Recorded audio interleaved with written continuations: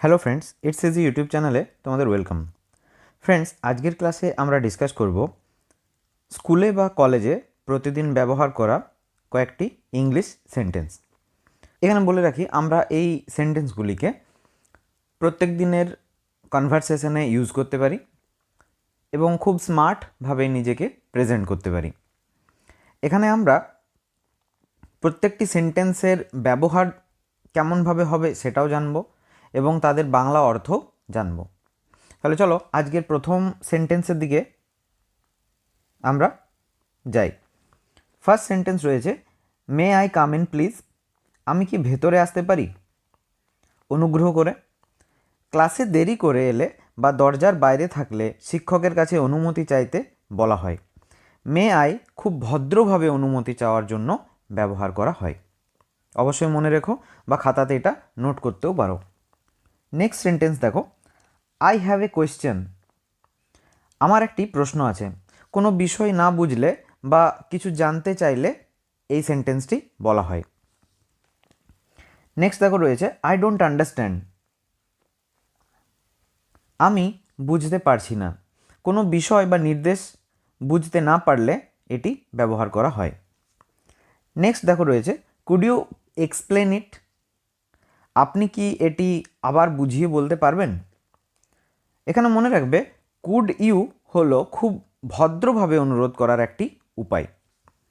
Next sentence দেখো রয়েছে, please open your book. অনুগ্রহ করে তোমরা বই খোলো। সাধারণত শিক্ষক শিক্ষার্থীদের এই সেন্টেন্সটি বলে থাকেন। Next, can I borrow your pen. আমি কি তোমার কলমটি কিছুক্ষণের জন্য নিতে পারি? মনে রাখবে, বড় ইজ ইকুয়াল টু ধার নেওয়া, লেন্ড ধার দেওয়া। তাহলে বড় আর লেন্ডের মধ্যে আমরা পার্থক্য এখানে শিখলাম। বড় কথাটার অর্থ হচ্ছে ধার নেওয়া এবং লেন্ড হচ্ছে ধার দেওয়া। চলো নেক্সট সেন্টেন্সের দিকে যাই। I know the answer. আমি উত্তরটি জানি। ক্লাসে টিচার প্রশ্ন করলে যদি তুমি উত্তর জেনে থাকো তাহলে এটা বলতে পারো। এই সেন্টেন্সটিকে তখন তুমি ইউজ করতে পারো। নেক্সট আসছে, প্লিজ বি কোয়াইট। অনুগ্রহ করে চুপ থাকো। ক্লাসে শান্ত থাকতে বলার জন্য ব্যবহার করা হয়। When is the homework due. বাড়ির কাজ জমা দেওয়ার শেষ তারিখ কবে? আমরা এখানে when is the homework due, এই ডিউ কথাটির অর্থ আমরা সাধারণত নির্ধারিত সময় বা শেষ তারিখ বোঝানোর জন্য ব্যবহার করে থাকি। যেদিনের মধ্যে এই কাজটাকে জমা দিতে হবে সেই দিনটিকে উল্লেখ করতে পারি। নেক্সট আছে, আই ফরগট মাই নোটবুক। আমি আমার খাতা আনতে ভুলে গেছি। ফরগট কথার অর্থ হলো ফরগেটের অতীত রূপ, ভুলে গেছিলাম, অর্থাৎ ফরগেট হচ্ছে ভুলে গেছি। নেক্সট সেন্টেন্স দেখো রয়েছে, may I go to the washroom বা রেস্টরুম। আমি কি শৌচাগারে যেতে পারি? ভদ্রভাবে অনুমতি চাওয়ার জন্য এই সেন্টেন্সটিকে তুমি ব্যবহার করতে পারো। আমরা জানি রেস্টরুম কথার অর্থ হচ্ছে ওয়াশরুম বা টয়লেট। তাহলে মে কথাটার অর্থ হচ্ছে যখন আমরা পারমিশন নিতে চাই সেটাকে আমরা বলতে পারি, সেই সেন্টেন্সের শুরুতে আমরা বলতে পারি মে দিয়ে শুরু করব। নেক্সট সেন্টেন্স দেখো রয়েছে, we have a test today. আজ আমাদের একটি ক্লাস টেস্ট রয়েছে বা ক্লাসের পরীক্ষা রয়েছে। ছোট পরীক্ষা বা ক্লাস টেস্ট বোঝাতে আমরা টেস্ট ওয়ার্ডটিকে ব্যবহার করে থাকি। নেক্সট সেন্টেন্স দেখো রয়েছে, could you help me please. আপনি কি আমাকে সাহায্য করবেন অনুগ্রহ করে?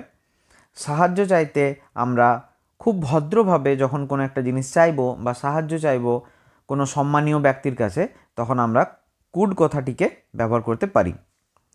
নেক্সট রয়েছে, I have finished my homework বা I have finished my work. আমি আমার কাজ শেষ করেছি। কাজ সম্পূর্ণ হয়েছে বোঝাতে প্রেজেন্ট পারফেক্ট টেন্স ব্যবহার করা হয়েছে এখানে। আজকের লাস্ট সেন্টেন্স রয়েছে, সি ইউ টুমরো। আগামীকাল দেখা হবে। এটি বিদায় জানানোর একটা বন্ধুত্বপূর্ণ উপায়। যখন আমরা কারোর সাথে দেখা করব এবং তাকে পরের দিনের জন্য আবার উইশ করব, তখন আমরা বলতে পারি আগামীকাল আবার দেখা হবে। See you tomorrow. তাহলে ফ্রেন্ডস, আজকের ক্লাসে আমরা এই 15টি খুব ইম্পর্ট্যান্ট সেন্টেন্স নিয়ে ডিসকাস করলাম। আশা করি ভিডিওটি তোমাদের ভালো লেগেছে। চ্যানেলে এ ধরনের ভিডিও পেতে চ্যানেলটিকে অবশ্যই লাইক, শেয়ার এবং সাবস্ক্রাইব করো। ভিডিওগুলিতে চোখ রেখো। আজকের ভিডিওতে এটুকুই। দেখা হচ্ছে পরের ভিডিওতে। রাধে রাধে।